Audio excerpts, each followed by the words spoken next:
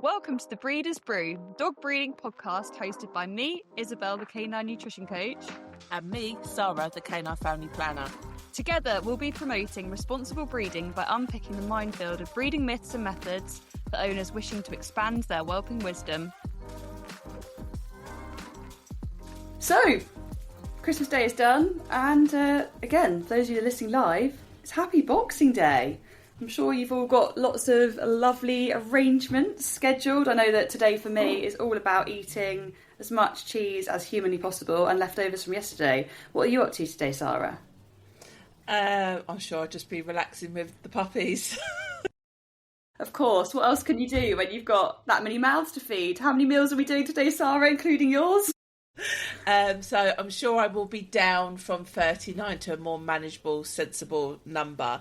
I do know for a fact, come the first weekend of January, that normality will almost be back to normal for some. But we know that... You will be counting down these 12 days of Christmas very, very excitedly then, won't you, Sarah? Because you've got a pretty big gift waiting for you at the end, and that is a bit more of an empty nest. Yes, and it will happen before the 6th of January, so that's great. So yeah, we are on track, so to speak. Lovely. Well, must say I've had a very enjoyable time so far, and we've got loads more to share with you guys. You know, we're doing our little rundown of all of our lessons in 2025 and what we've taken away from the year to grow and improve for next year. And before we get started, I actually had really funny story to tell you. I was watching a film yesterday, of course, some trashy TV. And in the pub quiz on the film, and I actually had to pause the film because I couldn't be outsmarted. There was a pub quiz question on there that was, how many gifts were given in the 12 days of Christmas? And I thought, you know what? I have to tell Sarah this entire conversation that I had with my family, because I got it so wrong, and I thought it'd be so easy to work out. Yeah, my brain wants to go 12 times by 12, and that would be there or thereabouts. Yeah. I can't say I was impressed that my engineering brain was out. I'll blame it on the Bucks Fizz as to the reason why I got the number wrong. I wasn't impressed, but I wasn't the only engineer in the room that got it wrong, so I let myself go. But for those of our international listeners, they might actually not know the Christmas Carol. There's us jumping to conclusions here. 12 Days of Christmas. Should we insert it? I'm not sure people want to listen to my cat screaming. Yeah, we don't have musical. My voice is nothing like Angel's. Singing Angels, more like a... Can't really say strangling cats. That's not really a good vibe, is it, on here? But yeah, it's not fighting cats. Let's go with fighting cats. Is the sound of my singing voice. Not great. But along the lines of... Where does it actually originate from? I think it's some original old folklore-y song, is it not, Isabel? And then it was printed. No, I've never thought about it, actually. I've actually never considered where it's come from. It's just so ingrained in our tradition. 12 days of Christmas, my true love gave to me, partridge in a pear tree. And then it just goes on and on. It's like a big memory game. Yes, which I think, all of these is a carol, isn't it? So it's wherever the carols come from, however they've originated from. But as you say, it's one of the carols that is a memory game. It's not just a song, is it, about Jesus Christ Superstar? It's not just a song about Christmas. It's actually a memory game at the same time. So it's probably why it still exists today, why it's still referenced today. Yeah, because people enjoy singing it, I imagine. Yeah, they don't enjoy listening to me sing it. No, we'll definitely just insert the longest part of it for people to get the gist. I'm sure they'll work it out from there if they've never heard it.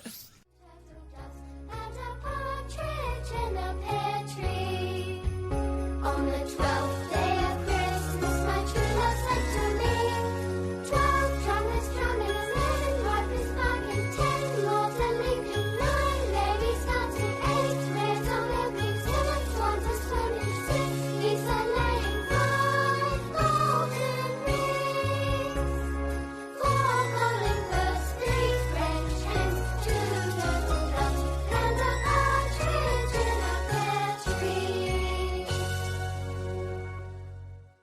Yeah, absolutely. But I'd say it's an absolute classic. Like, if I was to think of all of, like, the Christmas songs, carols, that was an absolute classic. And then I just thought, yeah, why do I not know how many gifts are given in this song? I feel like it should just be a number that us Brits like automatically know? Like, is that not just the first pub quiz question that is coming up in any Christmas pub quiz? Probably. My answer would be 144 because I've done 12 times by 12.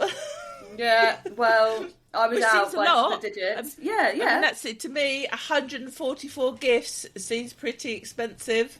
So Yeah, that's seems a lot. to I me. mean, even our Harry Potter fans on here, Dudley's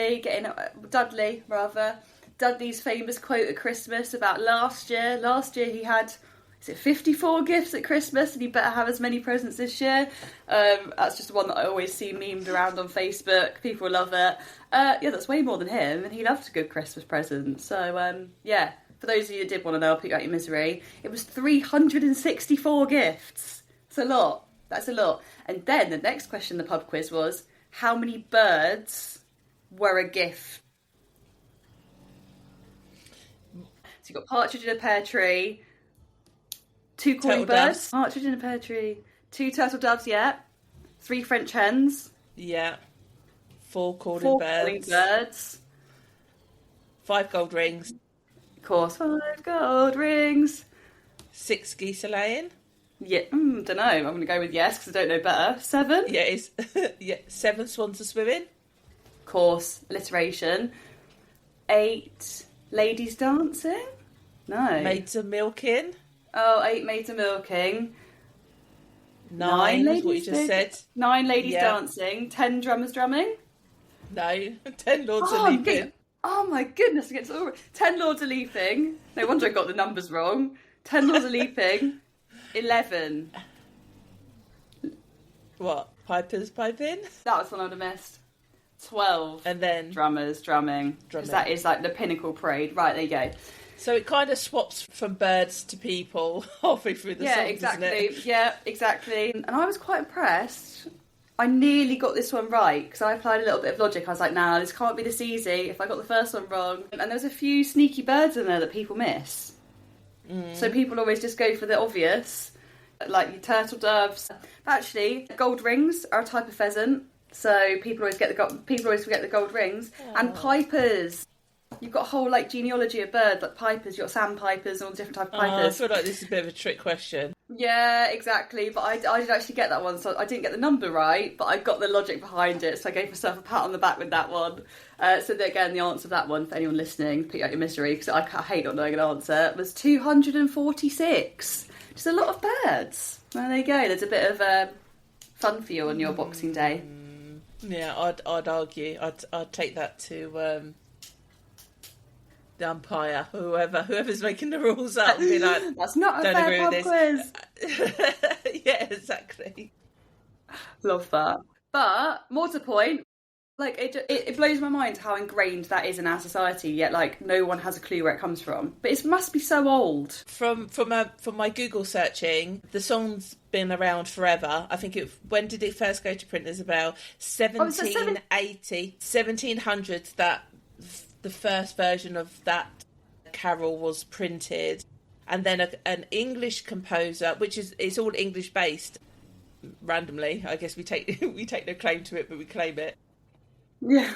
But and then it has obviously travelled internationally, because I'm sure Americans are aware of it, Canadians, and other countries have their kind of versions of it as well. But it was actually Frederick William Austin in 1872. Well, he was born in 1872, and he composed the song, the carol as we know it today, in 1909.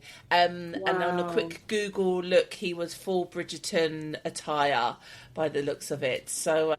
Yeah, back in the day, though, just to think he probably had some northern accent, so it won't have been Well, would quite he though? King's If he English. was like, but I was gonna say, would he be in King's English though? I must say I haven't watched Bridgerton. I don't know how factually correct it is. But if he was in full Bridgerton it's not. attire, oh, okay. Well, there we go then. If he was in full like, Jane Bridgerton Austen, attire, Jane would Austen he not would be? better. Would he not be speaking Queen's English? Is it? Were I don't know, but would he there? still have an accent?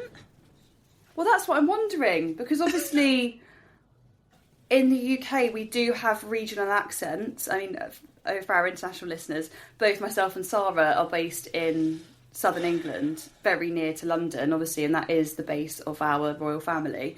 So some would argue we have a dialect relatively similar to... By no means do I speak Queen's English. That would just be an absolute lovely blessing. I don't speak Queen's English, but I would say that I have an accent.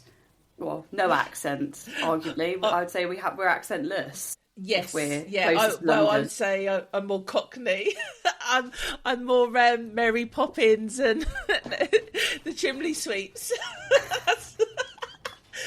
I'm more that accent than the Queen. That's for Oliver sure. Twist. Yeah, Oliver Twist and Fagin, and I'm out there nicking purses and looking for pies. So yeah, I'm definitely the commoner, that's for sure. Yeah, it would have been. I don't know. I reckon even if they were speaking the Queen's English and it would have been well spoken, I reckon they would have known he's a Northerner. I think they would have just known by a certain pronunciation of words as we do now. But you talk about London and the Queen's accent. Guess what else is based in London and that would have been around the same time that Frederick was born? Was its offices were starting to be founded in London.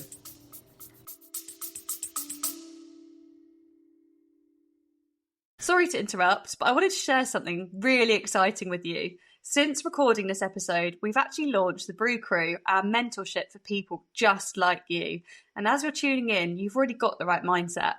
The Brew Crew offers real practical support shaped around your breed, your goals, and where you are in the journey. So come and join us at breedersbrew.com. All right, I'll let you get back to the episode now. Not a clue. Oh, no, of course I know. Of course I know. It's me thinking I don't have a clue. It's got to be our Royal Kennel Club in the UK because they've just celebrated their 150th anniversary and they've just got the royal title, haven't they, this year? 2025 that actually came to fruition. So it's quite apt that we're discussing it, actually, and our 2025 wrapped. I think it was 2023 it was awarded. But and now they've just adopted it, haven't they? Yeah. It was awarded, sorry, but they've just adopted it, haven't? Is that the right word? They've officially adopted it in 2025. Yeah. Yeah. So the Kennel Club, the Royal Kennel Club, has one of its offices in prime real estate London. Is Claridge's Street? Is it called? She says. I've driven past it. I've never been in. I dread to think how much that property costs where it is. Right, it's Mayfair. So that is like as exclusive as London gets, Mayfair. Like if you've got a Mayfair postcode, then... Old Gentleman's Club, which is basically what it was and has come... Well, not has come to be. That'd be questionable. What it originally was founded on, Yes.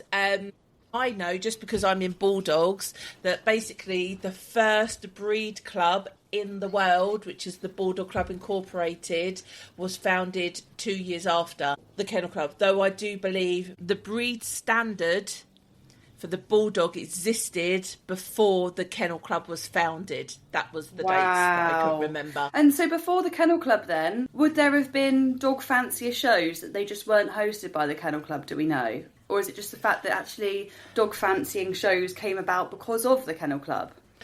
I think there were fanciers that got together in an unstructured way, and then the Royal Kennel Club formalised the structure and then made it competitive. Right. Okay, that makes sense. So I think they were fanciers because otherwise the Bulldog Club Incorporated wouldn't have signed up so quickly. There must have already been a passion for the breed and people naturally congregating together, and obviously the breed standard already existed, so I'm assuming they were the first breed to submit their breed standard, which is now questionable, to the Kennel Club to say this is what a bulldog should look like. So there's a real close alignment with the Bulldog Club Incorporated, which just happens to be my breed, and the Kennel Club's founding. And as I say, the Bulldog breed standard existed before the Kennel Club and then was adopted, as you say, and the rest is kind of history. But it's crazy that all that activity was happening all at the same time. How crazy is that? Carols, composers, the Kennel Club, the Kennel Club. That's quite apt, actually. Yeah, and it brings us on to Christmas. Full circle. Here we are. Yeah. So there you go. 12 Days of Christmas was founded at the same time as the Kennel Club. Who would have thought? Founded. No, the 12 Days of Christmas was born at within the same year as our Royal Kennel Club. There you go. That should be like their like anthem, shouldn't it? 12 Days of Christmas. Born the same year as them. No, I think they get bored of that quite quickly. Yeah, true. But something that wasn't founded that long ago, but hopefully is just as impactful as well, is what? It is the very exciting community and club that we have actually launched this year, 2025. And my goodness, what a year it's been. And I can't quite believe that it has nearly been a whole year since we launched the Brew Crew Support Club, which was our private personal support club for our Breeders Brew podcast listeners to come and get additional tailored 3B lens focused advice from us in a bit more detail and to enjoy some good chats, of course. Yeah, and the consistency, isn't it? It's all about just, rather than doing lots and having peaks and troughs, sort of droughts and famines, and then like gluttonous boom and bust. of too much. Boom and bust, that's it. I think very much the community is about just consistently showing up and doing a little bit, and that consistency in itself will push you and your dogs and your goals forward, and you'll naturally absorb information that you will know. You naturally absorb information at some point you will reference, but it's not a frantic, I need to understand this. You just naturally, like by osmosis, just taking it on board.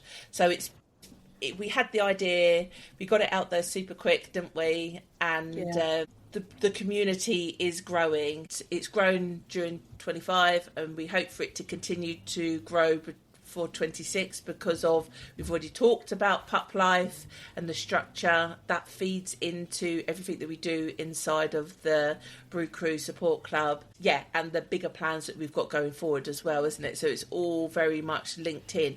But the whole reason that we put together the community is that it offers anybody that wants to be a member privacy. So we're very aware there's a lot of whelping groups, Facebook forums, but it's all very public, and not everybody wants the dirty washing or even clean washing out there for everybody to see, to judge.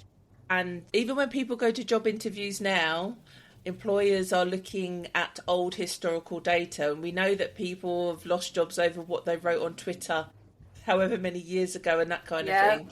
So, digital footprint. It's yes. taught in school. It's actually taught in schools now. Right. It wasn't for a lot of us older generation. I think I was probably one of the probably one of the first generations that it was mentioned. It wasn't mentioned to us until final year in school, I think it was, as we were heading off to university, and it was like a sudden, oh, by the way, digital footprint matters, like for your uni interviews and stuff like this. They could look up this stuff, like if you're applying to your Oxbridge and your red brick universities, this is really important. But it was the first time I'd heard of it, and I dread to think how many people prior to me, I mean, probably a conversation they've never had before is digital footprint, and once you've posted it, it's there forever. Like, it is literally in the ether forever. And if someone were to search your name, search your information, it's up there, which is always a little bit scary sometimes, I think. In this age where social media is so readily available and we consume it so much, I mean, we're all so addicted and it's a fundamental part of our lives. I think a lot of people forget every single action you make on social media is your identity. It's just your digital identity as opposed to your physical identity. And again, something that is quite well discussed is how it can be sensible to be quite clever with online posting if you've got a litter of puppies. I mean, it was only this year that there was the devastating killing of the Doberman breeder in the US, where they knew that he had his litter of pups, and unfortunately he was murdered because it was known that he had a litter of puppies. And by no means am I saying don't post your beautiful babies online for your friends and family to enjoy. I'm not saying that at all. And very recently there was the beautiful Cavalier King Charles Spaniel, wasn't there, that was taken in a dog robbery with her 5-week-old puppies. Did you see that online, Sarah? It was only last week.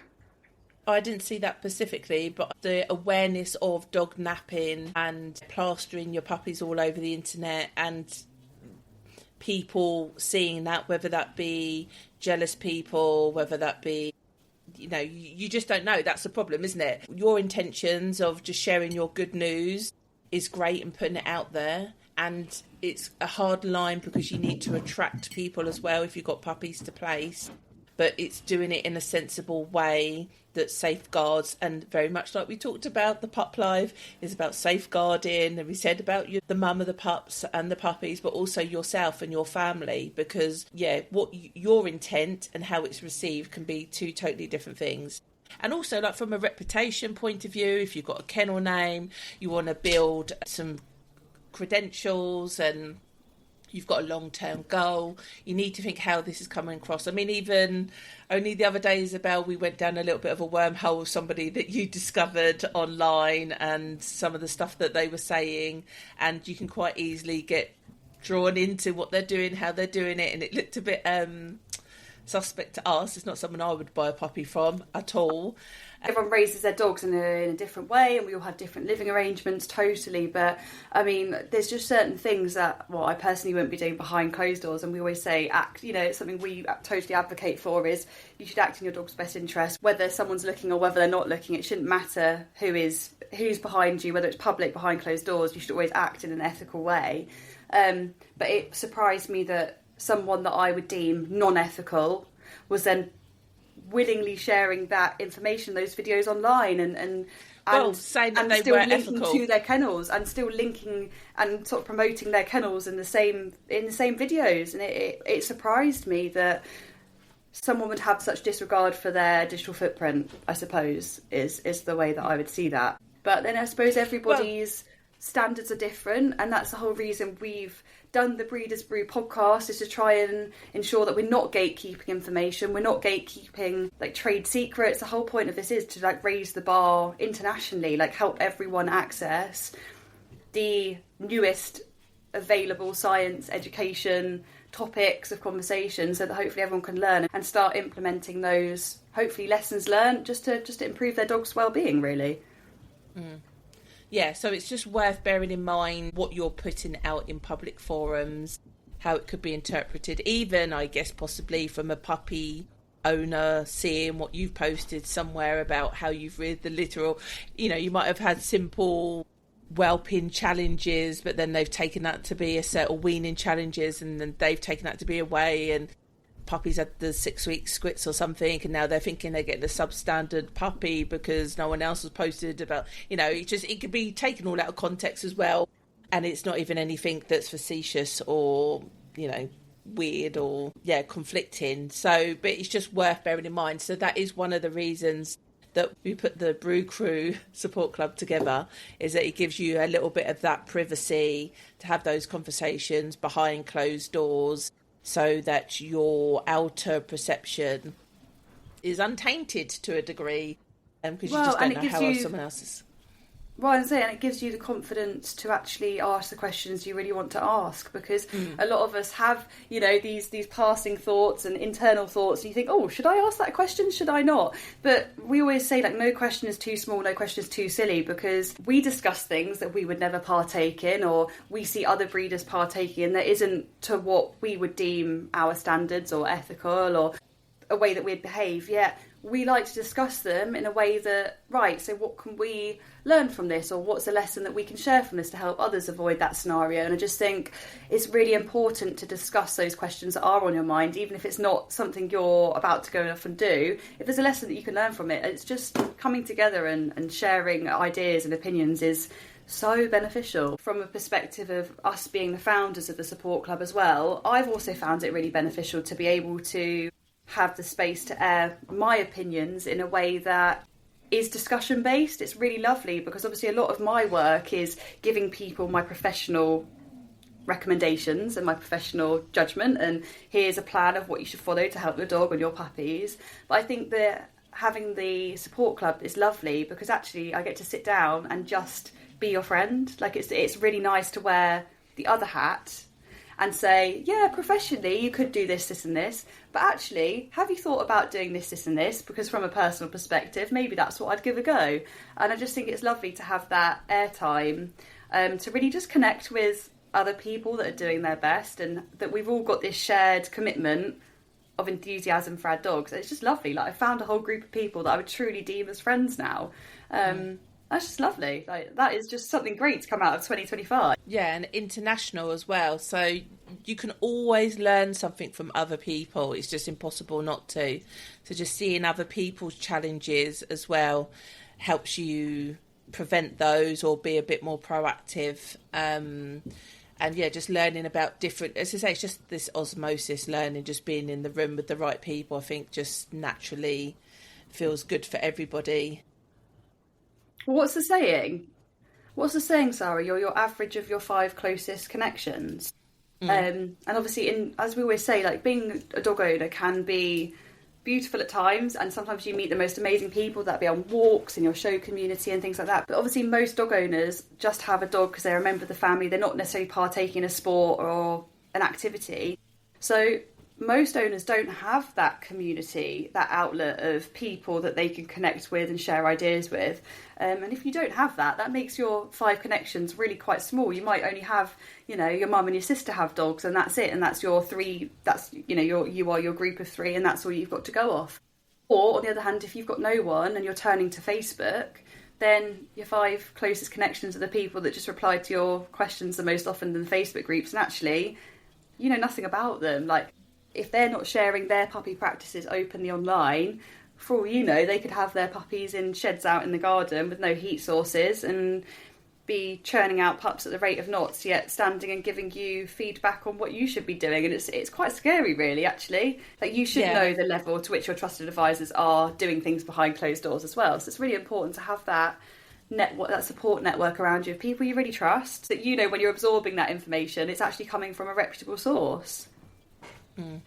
I think, well, we see it all the time about one litter Lucy's, as we call them, that they've had one litter and then they suddenly given all this advice to everybody else as if they've just bred for the last 10 years. It's a little bit scary and a little bit crazy, because one litter is, and again, depends on the breed, depends on it depends on what curveballs they may or may have not got chucked, but to be given what sounds very comprehensive advice when you rear just one litter is a little bit scary. But I mean, it makes sense, right?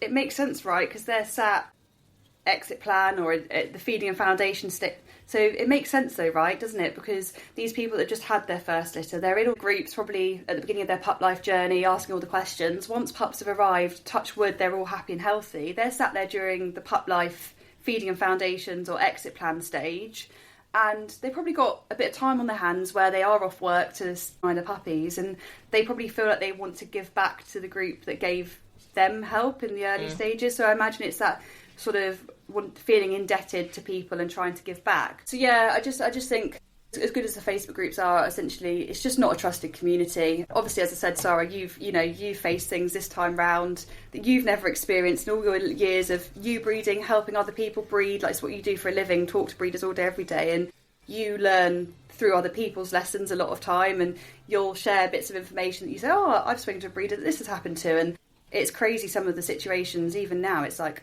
do you know what? I've never faced this. I've never heard someone that's faced this. And it just goes to show that, like, no 2 litters ever are going to be the same. And people can get really, really, really lucky on their first litter where, you know, they have used their friend's stud dog. They haven't done any ovulation testing. They did get a natural mating. They've gone through pregnancy. They didn't scan because they could tell that she put on weight and they didn't need to worry, and it's fine. She had a lovely whelp and everyone arrived safely. And do you know what? Because everyone arrived safely and mum was thriving on her food, they didn't make any dietary changes at all throughout the pregnancy, post-whelp, and then they didn't do any supplements because mum was fine. And do you know what? All the puppies suckled really well on mum. They didn't need hand feed. They weaned really easily straight onto good old Weetabix and goat's milk. Everyone was fine. They've put them onto kibble mush, sent them all off home. And it's lovely that sometimes first-time breeders have a good first introduction to breeding. Like, we need that because we need people to breed. But as we always say, like, every day is a school day, and it's just really important to be learning those lessons and sharing them. And that is the whole reason that we have the Brew Crew Support Club, is for us to share those lessons and help you avoid them in the first place. We see a lot of people falling into those pitfalls and those holes of drama, and we know how they could have avoided them in the first place. So the whole point of the Brew Crew Support Club is for us to teach you how to avoid the problems in the first place, so that you can have that perfect puppy journey and enjoy your time and enjoy the marathon through pup life. And it's not even always that it's perfect, it's that even if there is a problem, that you can solve it. Yeah, You're in not a way there that left. isn't... Yeah, you're not just left there floundering and the problem carries on deteriorating. You can see the issue, you get some advice, you fix it and you move on. Like that's, Yeah. it's, You see you the need red that flag. flexibility. Yeah, it's so true. Identifying those early warning points is the most important thing. It's like a car. You know, like you hear a slight rattling in your car and you go, right, I've heard that. I'm taking note of that. Let's get the car straight to the mechanic. I think I know what's wrong. The mechanic sorts it. Job done. It saves you the drama of actually you're on your way to your families on Christmas Day. You haven't dealt with the rattling because you've been too busy. You're on your drive over there and lo and behold you break down 10 miles away from the family Christmas dinner and you sat there waiting for RAC on Christmas Day in the freezing cold, dogs in the back of the car, kids in the back of the car, and it's all just a stressful, horrible situation to go through that actually if you just heard and noticed the rattling at the beginning, took the car to the garage, yeah, it might cost you a bit of money, a bit of time, but actually everyone was okay. Disaster diverted, and that is literally the whole point of the Brew Crew Support Club, isn't it? It certainly is. So what are we gifting today, Isabel? Well, I think it would be quite fun to gift you guys some time into... I think it'd be lovely to gift you guys some time in the Brew Crew Support Club to come see what it's all about. If you haven't joined yet and there's been something holding you back, like, come take this opportunity. We've got a whole really exciting calendar of events lined up for 2026 inside the Brew Crew Support Club, haven't we, Sarah? From weekly Q&A calls to breeder, masterclass, spotlight sessions, activity sheets, a bank of content. Oh my goodness, the list is endless as to what is in there. And keeps growing. And it's keeping growing. And yeah, like you say, there's stuff already in there that's like on demand. So if you know where you are in your pup life journey, you can literally just go and filter and just read, watch, consume, whatever it might be in that relevant section that you're in. So the clarity of what's there, I think, is personally quite phenomenal. But also, we have a gift for you because we think now would be the sensible time for you to join us, because what we have planned means that you're in early and at the best price point, because the cost of it will be going up because the amount of time, energy, resource that we put into it, but also the value of the quality of the information that's in there will be only replied tenfold. If you're a price conscious person, and as I always say, what it costs per month to be in the Brew Crew is a fraction of the cost of you taking one of your animals to the vet for a 20-minute consultation, for them to probably not know much about dog breeding anyway, to pat the dog on the head, pat you on the back and send you out the door, none the wiser of what's actually happening. So I get it, like, when you're spending money on something that you've never initially spent money on before, if you've never paid for mentoring, coaching and support.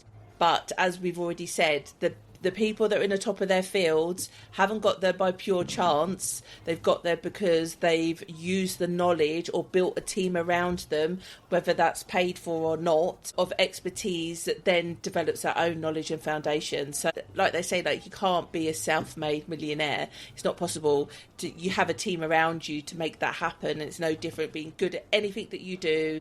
I recently sent out an email about Lando Norris, F1 driver, world champion, British driver.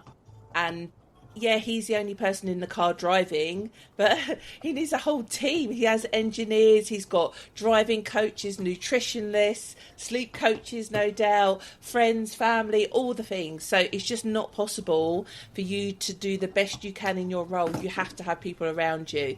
And so the Brew Crew Support Club is exactly that it's the right people around you. And for me, if you give it a go, I think you'll then realise what you're missing out on, and you'll probably want to stay with us. So we have an enticing incentive, don't we?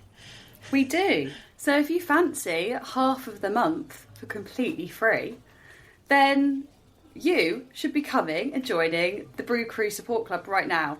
Because up until the 12th day of Christmas, the Epiphany Day of the 6th of January, we have an invitation discount code just for you to use when you sign up to come and join the support club. So the code is Birds246. That's Birds 246. So, and you know why it's that, don't you? So we don't need to explain that. exactly. Hopefully you've learnt that one, and this is why logic is so important. Let's not gatekeep information and everything. So yeah, do come and join us. For those of you that don't know, you need to head to Whelping, and there'll be another surprise waiting for you there. I know previously we've been sending you all to breedersbrew.com, which was purely a podcast website, but actually there is a whole new website potentially waiting for you to explore that we might discuss in a later episode. But to join the support club, head to whelpingworld.com, click on support club and join us now. We're here, we're ready and waiting, and we look forward to speaking to you after the Christmas countdown and getting started with the new year. Like, start the new year as you mean to go on. Commit to your dogs and your puppies wherever you are in the pup life journey. It really doesn't matter. We support everyone from the first P to the last E of pup life.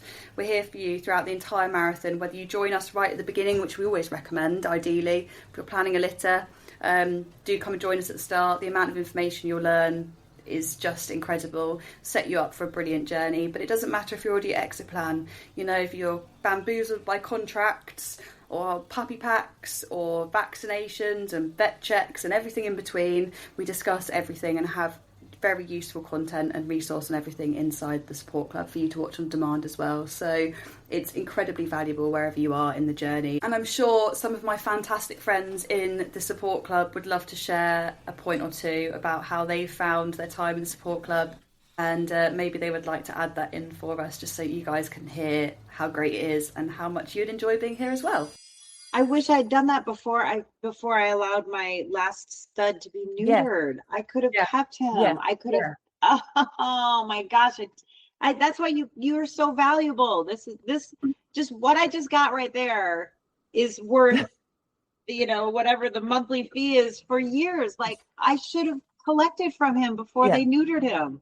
Oh, thanks for that, Marty. And just to add, like, we want to learn more about you, your dogs, what your agenda is, what your plans are, where you're heading, how we can help you. That's exactly what we're here. We want to work with the right type of people, the right type of breeders. So, like, it works for us as well as it works for you. It's a two-way street, because we just like to be surrounded by people that are really invested in doing the best for their dogs and for the puppies that they produce, and also to find 5-star homes for them. So, yeah, we are waiting for you. We already have January, February all mapped out on what's available. So once you sign up, you can go and check out the crew calendar, see what's all scheduled in, pencil it into your diary. And yeah, we would love to talk to you very, very soon. So absolutely, come join us. The more we know about you guys, the more we can tailor our teachings, and we absolutely do so at every point in the journey, from podcast episodes to blogs to spotlight sessions to Q&A sessions. Everything we do, we tailor to those people that we know the best, and we know how you need our help. So by joining and telling us more about you, we can make sure that we're tailoring our content to you even more in the future to give you even more help, which is the whole purpose of this, is for us just to be helpful people, basically. Yeah, and just to add to that, the one of the final gifts that we have for you was purely members driven. They were having a bit of a crisis. They'd asked for our help, and we said, yep, we can put something together for you. So obviously we're not going to cover that now, but it wasn't in our calendar of things for us to be doing, but we said, no, do you know what? This is really valid. We know a lot of dog owners suffer this same issue. So let's put it on the agenda. Let's put something together to give people something to work with. So if they're ever in that same situation, that they'd be able to, navigate themselves out of the hole. 100%. Yeah, exactly. Yeah, they can help themselves, basically. And then we're still there to support them. So it's not just a case of we have, which is what I'm aware of. I know there's online courses out there on dog breeding, and to me that's a little bit tick boxy, because it doesn't take in, it's just that's how you breed dogs. It doesn't take into account the breed of dogs that you've got. It doesn't take into account where your goals are, what you want to achieve, what your setup is and your lifestyle. And it most certainly doesn't take into account the personal side of doing something that's niche and correct for you. So we're responsive, basically, is that we actually listen to our members and we build and put together information and solutions based on problems that you're having, not some generic, this is what ChatGTP told us dog breeders should know about. And there's no one, as far as I know, out there that's been as flexible and malleable as us in regards to that. We're not playing the AI game, obviously. Like, this is not what we're about. Everything we do is about authentic, real relationships. You know, you're not gonna jump on a call and listen to AI robots talking to you for an hour, or an AI generated course or pamphlet. Like, that's just not what this is about. We just want to share our real world experiences with you. Get a brew, join the crew, sit down, meet your new group of friends, and we're all here to help each other, essentially, is what this is about. It's about real human connection at a time that can otherwise feel so isolating and so daunting. So come join us. We're ready and waiting. We need more friends. We need more dog friends. Come on. So birds246 is your discount code. Go and visit whelpingworld.com, select support club, and get signed up immediately today. Like, what are you waiting for, basically? You need to just finish listening to this episode and go straight to the website. Well, it's probably worth us mentioning there's a few secret podcast episodes inside the support club. If you're listening to this podcast episode thinking, I've really missed you guys, where have you been all this time? We've been kind of busy in the background putting bits together for the support club. So we've got something called the Breeder Brief files inside the support club. So if you are missing our full-length podcast episodes, go and let your ears feast on them. That will keep you busy over this festive period, because there's quite a few in there and they are awesome. What did we say is about a bit of self-care? Why don't you spend a little bit of money on yourself and your dogs and sign up, and the rest will be history. So, yeah, it'll be worth it, but go and try it. We'll see you there. Look forward to it. And have a great Boxing Day for those of you that celebrate, or have a good 26th of December if you're listening to us live. If you're not, then we'll see you soon anyway. Next mini episode should be out tomorrow. See you soon. Bye.